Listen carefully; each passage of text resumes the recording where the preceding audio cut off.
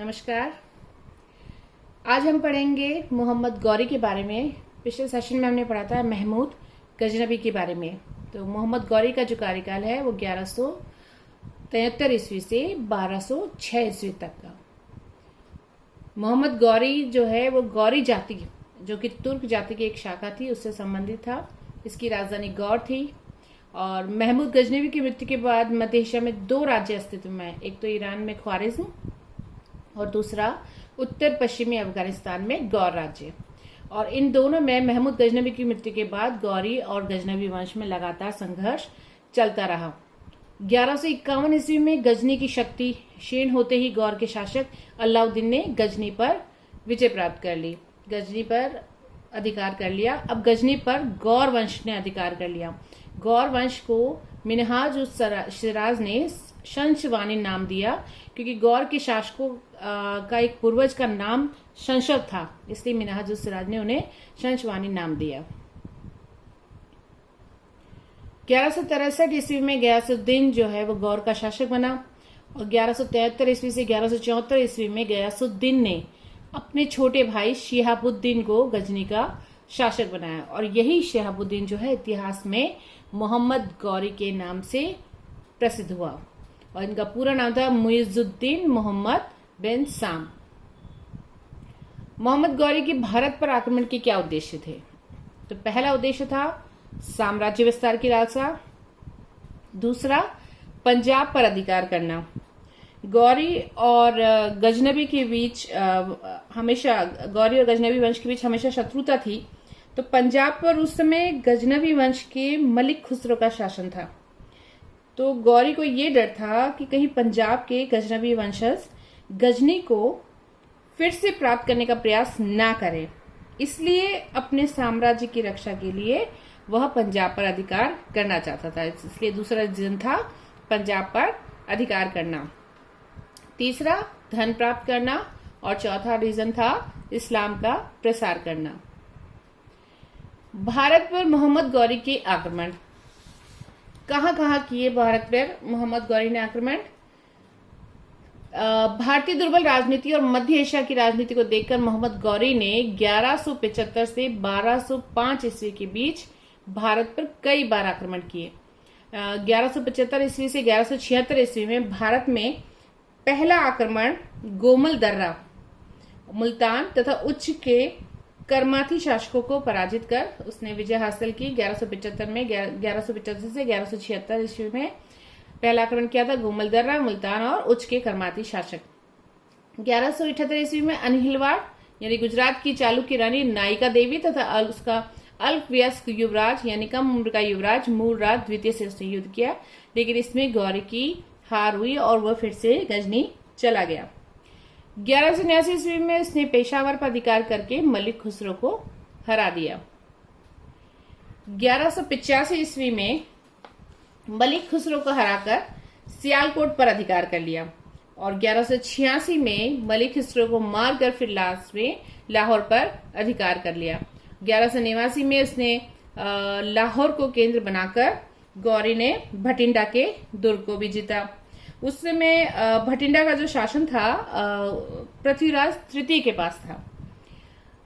1191 ईस्वी में पृथ्वीराज तृतीय और मोहम्मद गौरी के बीच तराइन का पहला युद्ध हुआ। इसमें गौरी की हार हुई और भटिंडा फिर से पृथ्वीराज के अधिकार में आ गया। 1192 ईस्वी में तराइन का दूसरा युद्ध हुआ पृथ्वीराज थर्ड और मोहम्मद गौरी के बीच में। इसमें पृथ्वीराज की हार हुई और पृथ्वीराज को फिर कैद कर लिया गया, बाद में उसकी हत्या कर दी गई। 1193 ईस्वी में कुतुबुद्दीन ऐबक के नेतृत्व में हांसी, मेरठ, दिल्ली, कोइल जो अभी का अलीगढ़ है और रणथंभौर पर विजय प्राप्त करी। और बाद में दिल्ली जो है वो भारत में गौरी की राजधानी बन गई। 1194 ईस्वी में कुतुबुद्दीन ऐबक ने जयचंद को परास्त किया। तब कन्नौज तथा बनारस जो कि जयचंद के पुत्र हरिश्चंद्र था उसको अधीनस्थ बनाकर गौरी के अधिकार में आ गई। यानी कुतुबुद्दीन ऐबक ने जयचंद को हराकर पूरा उस पर साम्राज्य पर अधिकार कर लिया। 1195 ईस्वी में ऐबक ने अजमेर विद्रोह को दबाया। फिर गौरी ने कुमारपाल को हराकर बयाना पर अधिकार कर लिया। 1196 ईस्वी में गौरी ने ग्वालियर पर आक्रमण किया, किंतु वह सफल नहीं हुआ। तब राजपूत राजा थे सुलक्षण पाल, उनसे उसने संधि करी और ग्वालियर नरेश द्वारा वार्षिक कर देना स्वीकार कर लिया। 1196 ईस्वी में अजमेर के संस्कृत विश्वविद्यालय के स्थान पर उसने 28 दिन का झोपड़ा नामक एक मस्जिद को बनवाना शुरू किया, जो कि 1200 ईस्वी में पूर्ण हुई। 1197 ईस्वी में गौरी के सेनापति थे बख्तियार खिलजी, उनके द्वारा चुनार व कर्मनासा के बीच के प्रदेश पर अधिकार किया। 1202 और 1203 ईस्वी बख्तियार खिलजी द्वारा बिहार की राजधानी आनंदपुरी पर आक्रमण किया। वहां के राजा इंद्रवर्मन को वहां से भगा दिया और इसमें बख्तियार की जीत हुई। बख्तियार ने उस समय हजारों बौद्ध भिक्षुओं को मार दिया और मंदिरों, बिहारों, पुस्तकालयों, इन सबको उसने वहां पर बिहार में ध्वस्त कर दिया। 1204 से 1205 ईस्वी में बख्तियार द्वारा बंगाल के सैन वंशी राजा लक्ष्मण सेन को हराकर उसने बंगाल पर अधिकार कर लिया। 1204 से 1205 ईस्वी और 1205 ईस्वी में गौरी फिर से भारत आया और झेलम और चिनाब नदी के पास उसका खोखर जाति उससे मुकाबला हुआ। 15 मार्च 1206 ईस्वी जब खोखरों का विद्रोह हुआ, जब खोखरों के विद्रोह को कुचलने के बाद जब वह गजनी लौट रहा था, तो मार्ग में सिंधु नदी के तट पर दमयक नामक स्थान पर, दमयक जगह का नाम है, वहां पर शाम की नमाज पढ़ते हुए कुछ शिया तथा कुछ खोखर विद्रोहियों ने उसका वध कर दिया। उसके शव को फिर वापस वहीं गजनी में ही दफना दिया गया। और फिर गौरी के बाद उसके वंश में ऐसा कोई शासक नहीं हुआ जो पूरे साम्राज्य को सूत्रबद्ध रख पाता, यानी एक रख पाता। तो ऐसे में अलग अलग साम्राज्य में अलग अलग डिवाइड हो गए। जैसे बख्तियार ने स्वयं को बंगाल और बिहार का शासक घोषित कर दिया, नासिरुद्दीन कुबाचा ने स्वयं को सिंध का शासक घोषित कर दिया, यलदौज ने अपने आप को गजनी का शासक घोषित कर दिया और कुतुबुद्दीन ऐबक ने स्वयं को लाहौर का स्वतंत्र शासक घोषित कर दिया। गौरी के बाद उसके वंश में ऐसा कोई शासक नहीं हुआ जो पूरे साम्राज्य को एकजुट रख सकता। तुर्कों की विजय और राजपूतों की हार के क्या कारण थे? तो अरबों के बाद तुर्कों ने भारत पर आक्रमण किया।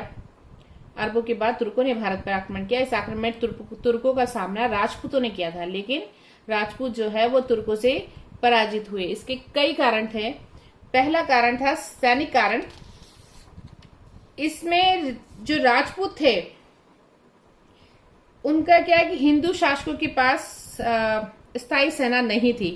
सैनिक कारण मैं बता रही हूँ, उसमें राजपूतों के पास क्या है कि स्थायी सेना नहीं थी और सामंतों की सेना की भी मदद से युद्ध किया जाता था।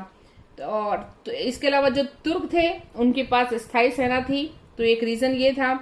और राजपूत सेना में क्या होता है कि पैदल सेना प्रमुख थी, तो राजपूतों के पास जो घोड़े थे वो बहुत अच्छी किस्म के नहीं थे, तो पैदल सेना ही इनकी प्रमुख थी। और इसकी तुलना में जो तुर्क थे उनकी सेना में अश्वारोही सेना प्रमुख थी, जो कि बहुत मजबूत थी। राजपूतों की जो युद्ध रणनीतियां थी, जो तकनीक थी, वो काफी पुरानी थी और उसकी तुलना में जो तुर्की के सेना नायकों ने नई नई युद्ध तकनीकियां विकसित की, टेक्नोलॉजी विकसित की, इनकी रणनीति व हथियार जो थे वो राजपूतों से श्रेष्ठ थे। दूसरा फोर्थ रीजन है कि राजपूतों सेना की जो अग्रिम पंक्ति में हस्ती सेना यानी हाथियों की सेना होती थी, जो कि तुर्कों की सेना के तीर के मार के कारण अपनी ही सेना को वो रौंद डालते थे। मतलब वो आगे खड़े होने की वजह से वो अपने ही पैदल सैनिक थे, उनको रौंद डालते थे। जबकि तुर्क में क्या होता था कि सेना में हाथियों का प्रयोग केवल किले के दरवाजों को तोड़ने में किया जाता था और शत्रु के हाथियों को रोकने में, इसके अलावा मल्ल युद्ध में शत्रु सेना को आतंकित करने में प्रयोग किया जाता था। फिफ्थ रीजन है कि राजपूत तलवार तथा भाला चलाने में निपुण थे पर तीरंदाजी में निपुण नहीं थे, और जबकि इसकी तुलना में तुर्क जो थे वो तीरंदाजी में निपुण थे, तो वो बहुत आसानी से शत्रु सेना पे आक्रमण कर पाते थे। राजपूतों का जो सेना का नेतृत्व करने में ध्यान नहीं था, लीडरशिप क्वालिटी नहीं थी, ये अपनी व्यक्तिगत वीरता का परिचय देने में लगे रहते थे। और जबकि तुर्क जो थे वो तुर्की सेनानायक जो थे अपनी सेना का नेतृत्व करने में विशेष ध्यान देते थे। और राजपूत अपनी सेना को 3 भागों में बांटते थे, जैसे वाम पक्ष, केंद्रीय पक्ष यानी सेंट्रल वाला पार्ट, और दक्षिण पक्ष। और राजपूत नरेश क्या करते थे, पूरी सेना को एक साथ ही युद्ध में झोंक देते थे। ऐसी स्थिति में सेना थक जाती थी, सारी सेना एक साथ जब लड़ती थी। और इसकी तुलना में जो तुर्क जो थे वो सेना को 5 दस्तों में डिवाइड कर रखा था, उन्होंने 5 भागों में डिवाइड कर रखा था।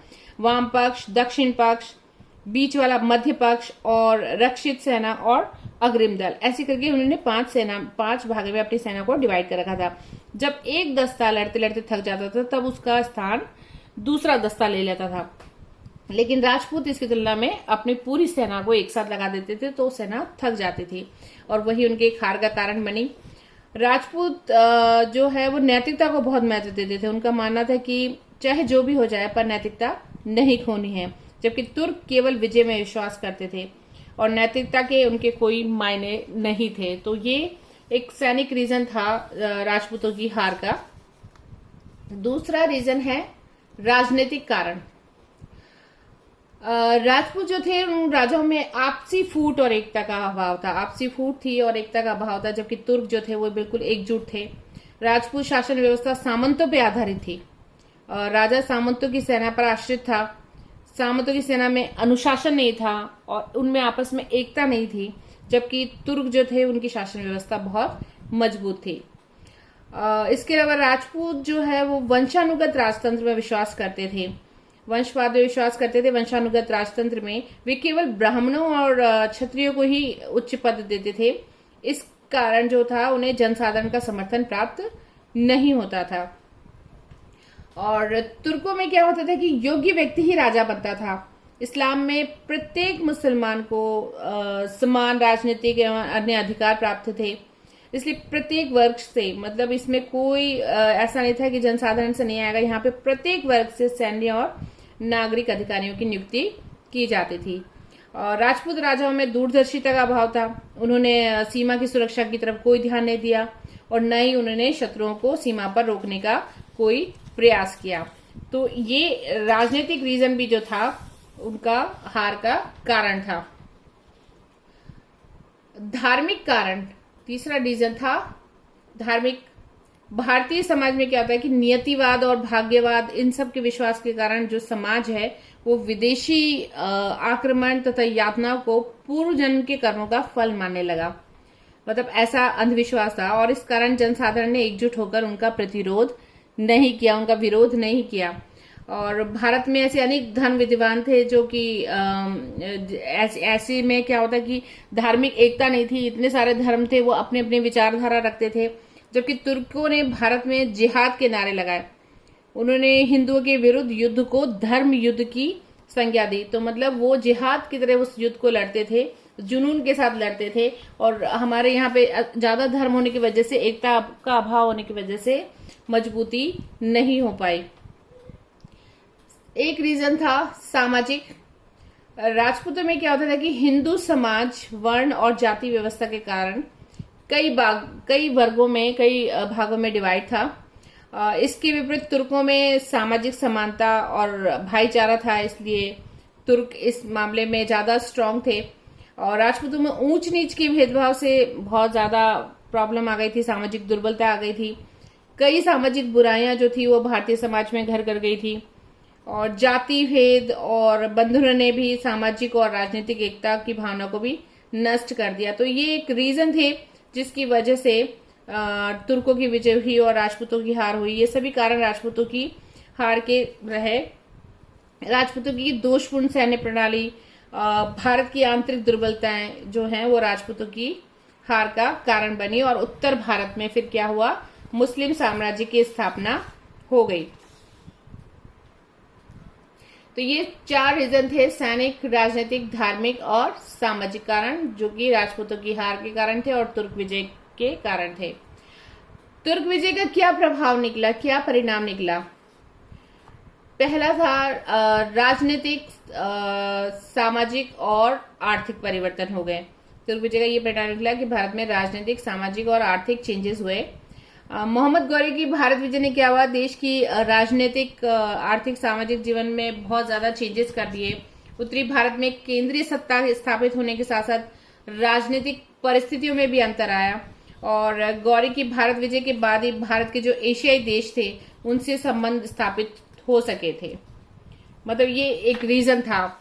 और तुर्की दूसरा रीजन था तुर्की विजय का नगरीय क्रांति। इसका प्रभाव पड़ा है नगरीय क्रांति। कैसे कि राजपूत काल के जो पुराने नगर थे वो सब जातियों पर आधारित थे, उनमें सभी वर्ग और जाति जो संप्रदाय के लोग आकर रहने लगे, तो नगरीय क्रांति हुई।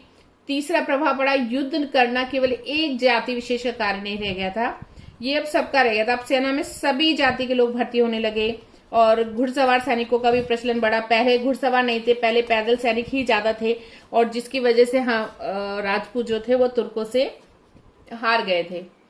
चौथा, तुर्क विजय का प्रभाव पड़ा, व्यापार में बहुत प्रगति हुई। एक समान कानून व्यवस्था और व्यापार के नियमों और समान मुद्रा के होने से व्यापारिक जो गतिविधियां हैं वो काफी तेज हुई। पांचवा प्रभाव पड़ा, भारत में तुर्क आगमन का भाषा पर बहुत प्रभाव पड़ा। कैसे कि तुर्क विजय से पहले भारत में अनेक स्थानीय भाषाएं होती थी जो कि प्रशासनिक कार्य में प्रयोग में ली जाती थी। और तुर्कों ने उच्च प्रशासनिक स्तर पर फारसी भाषा का प्रयोग किया, यानी भाषा में एकता दी। उन्होंने अलग अलग भाषा का नहीं होंगे, केवल फारसी भाषा का ही एडमिनिस्ट्रेटिव लेवल पे यूज किया जाता था। अब प्रशासकीय भाषा में एकरूपता आई और भारतीय भाषा में भी फारसी भाषा का भी पुट आने लगा, मतलब उसका भी उस पर प्रभाव आने लगा। तो आज हमने पढ़ा मोहम्मद गौरी के बारे में। काफी हद तक मैं उसके बारे में जस्टिफाई कर पाई होंगी मोहम्मद गौरी के बारे में बताने में। तो आप इसे अच्छे से पढ़िए, ये आपके लिए बहुत यूजफुल है, एग्जाम के लिए भी और कंपटीशन एग्जाम के लिए भी। तो आज के लिए सिर्फ इतना ही। Thank you.